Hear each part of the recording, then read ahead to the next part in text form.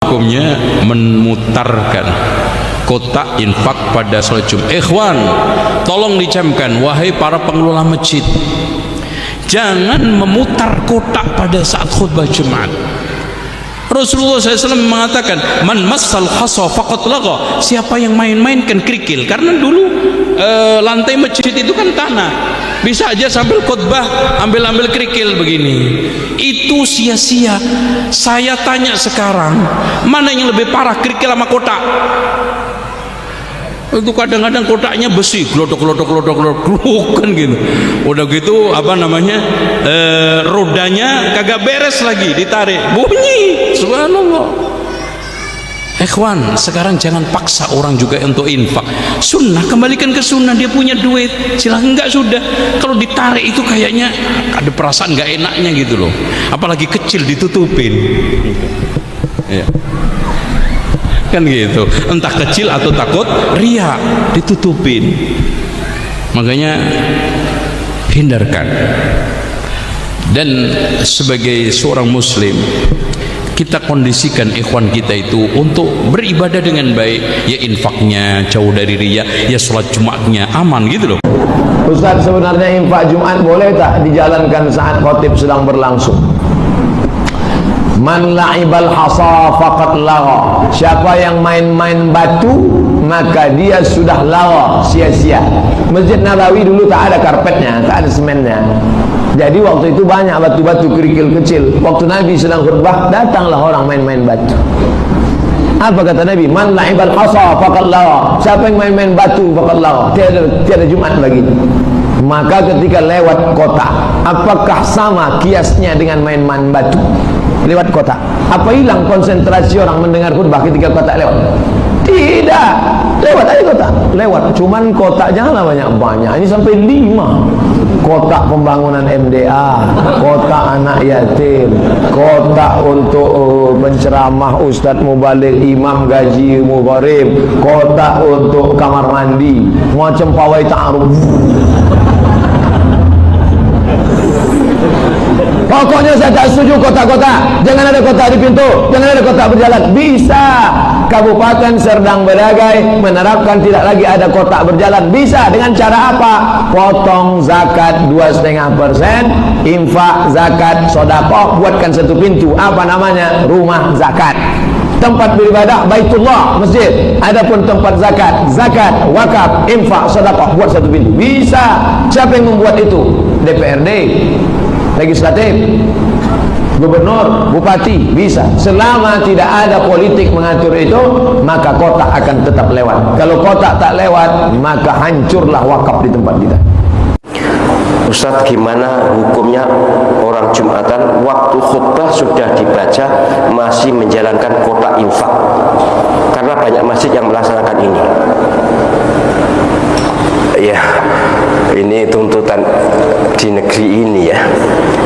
Saya tidak melihat kebiasaan muter kotak amal itu di masjid selain Indonesia. Entahlah di Malaysia, saya belum pernah Jumatan di sana. Kalau di Mesir, di Turki tidak ada. Entah kalau sekarang juga niru Indonesia, saya tidak tahu. Ya, sebenarnya begini ya. Memang orang Indonesia ini nek beramal tuh kalau dicegat dengan kotak besar di depan tuh tidak kabeh ngisi.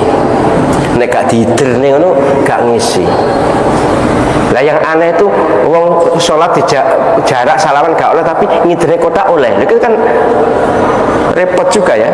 Jadi sebaiknya memang ya ngiderne kotak itu kalau belum dimulai khutbah. Tapi alasannya gini, loh, kalau belum dimulai khutbah orangnya masih sedikit, repot juga. Asal gak bersuara, gak enggak bergemuruh ya, enggak ada suara yang mengganggu, bisa dimaklumi. Walaupun itu pasti makruh, minimal makruh. Sebab orang khutbah itu wajib didengarkan.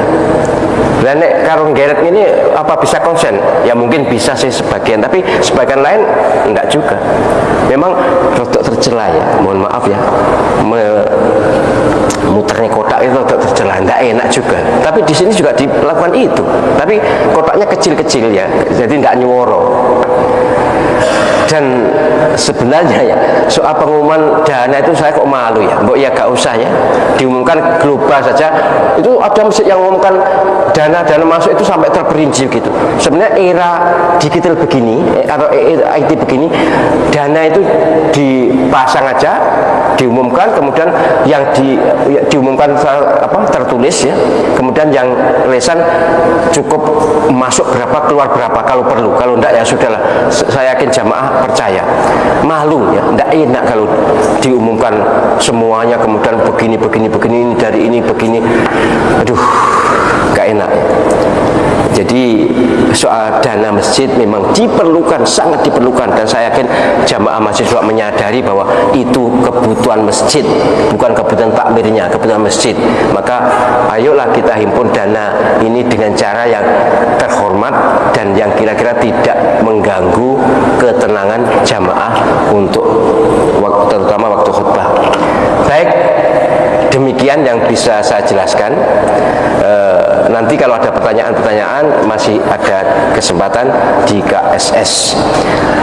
Mari kita akhiri dengan kafaratul majlis. Semoga dosa-dosa kita diampuni Allah Subhanahu wa taala. Bismillahirrahmanirrahim. Subhanakallahumma wa bihamdika asyhadu an la ilaha illa anta astaghfiruka wa atubu ilaik. Terima kasih. Mohon maaf. Assalamualaikum warahmatullahi wabarakatuh. Assalamualaikum warahmatullahi wabarakatuh. Waalaikumsalam warahmatullahi wabarakatuh. Buya Yahya yang sangat saya hormati, saya akan bertanya tentang keberadaan di masjid.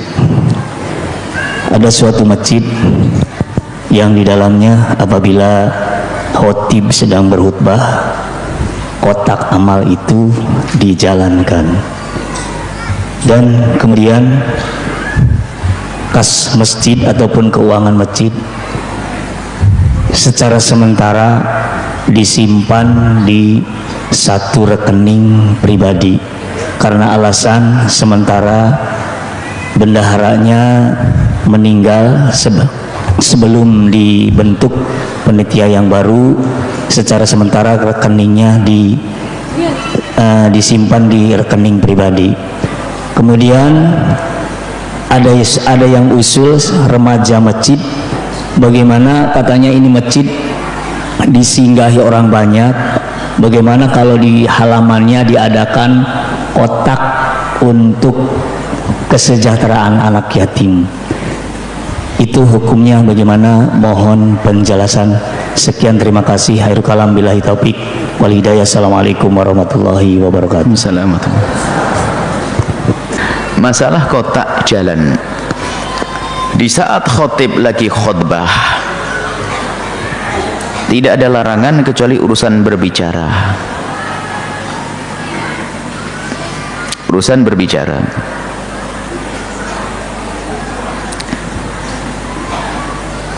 Dan di dalam urusan berbicara pun jumhur mengatakan bahasanya itu adalah haram.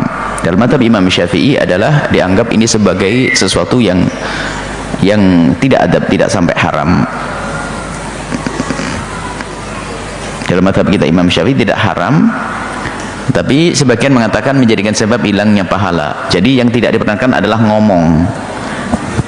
Waktu khotib lagi berkhutbah jangan ngomong, biar khotibnya saja yang berbicara. Adapun selebihnya termasuk kotak amal berjalan bukan sesuatu yang dilarang.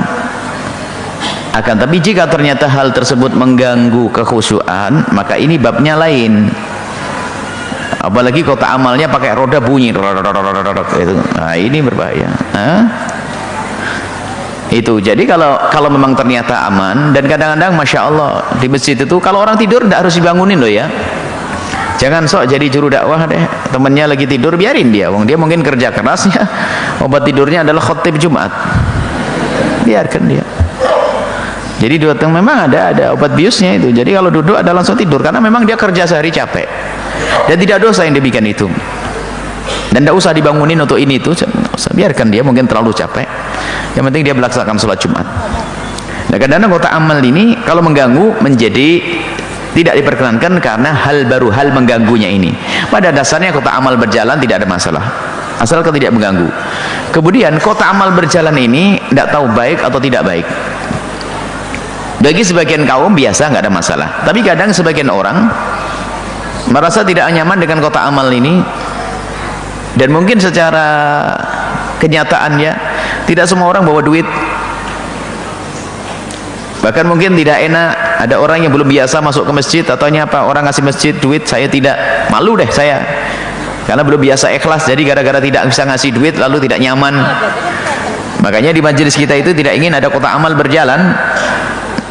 Kalau kotak amal berjalan, kami tidak ingin ada orang membantu karena pengen jujur, dia ngasih, saya harus ngasih, tapi saya pengen orang memberikan bantuan ke pondok ini adalah karena memang benar-benar dia ingin berjuang. Biar langsung mojok sana ada kotak amal, kita sebar kemana-mana.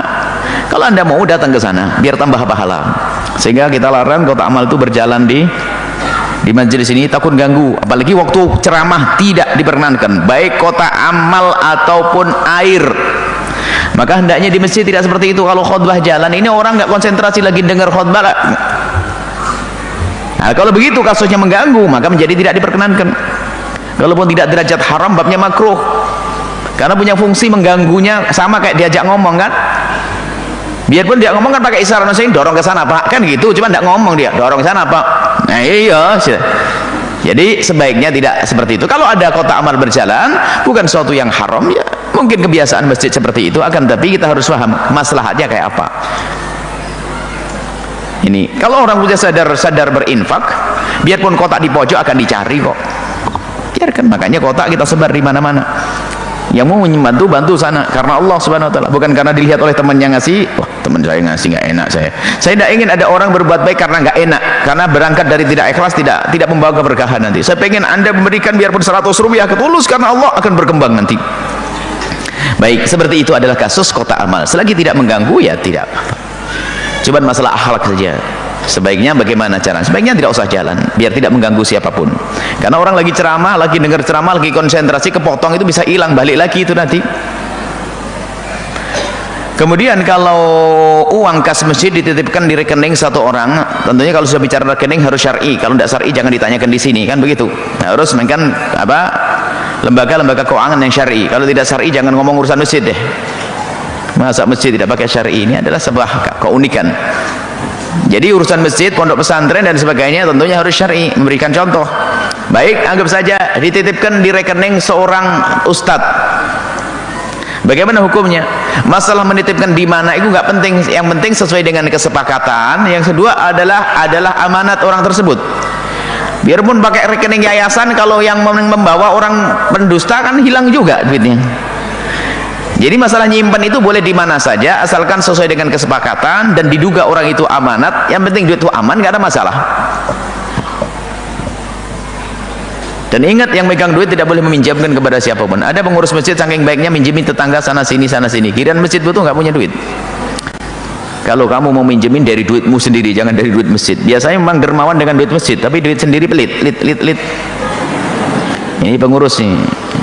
Biasanya pengurus begitu. Tapi pengurus yang soleh-soleh seperti yang ada di sini, insya Allah nggak apa. Kalau mau bantu orang lain dari duitnya sendiri, jangan dari duit kotak masjid. Baik, kotak amal. Kemudian di kiri kanan masjid dikasih kotak amal untuk kesejahteraan. Ya boleh saja, suka-suka dan sukarela. Makanya waktu ada kotak parkir itu saya bingung. Saya minta petunjuk berapa malam saya kotak parkir gimana. Pertama disuruh kotak parkir, tidak ada. Kasih di bawahnya sukarela. Saya tidak pengen ada orang keluar dari pondok ini di saat tidak membayar lalu hatinya merasa saya nggak bayar. Enggak, kasih suka rela, biar di saat nggak bayar hatinya tenang.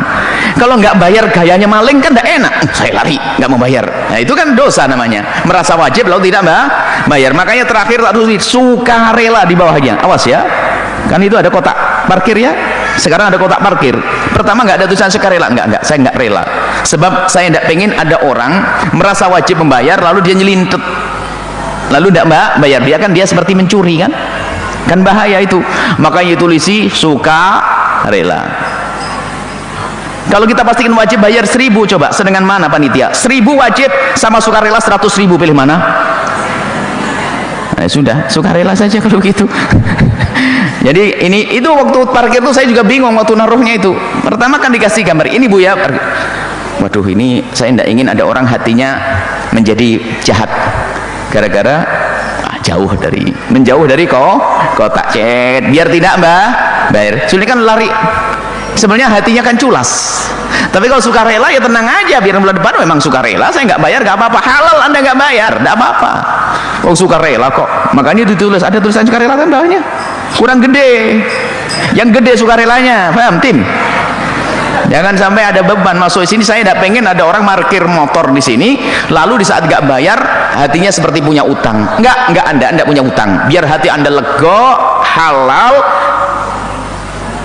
iman Anda tetap terjaga, tidak biasa dengan mengambil haknya orang lain. Jadi Anda tidak bayar pun tidak dosa. Baik, itu saja. Kemudian ini boleh ya kotak amal diletakkan di kiri kanan masjid, tujuannya adalah untuk kesejahteraan masjid, boleh-boleh aja, tidak mengganggu, asalkan harus dipahamkan bahasanya itu tidak wajib. Wallahu a'lam bissawab.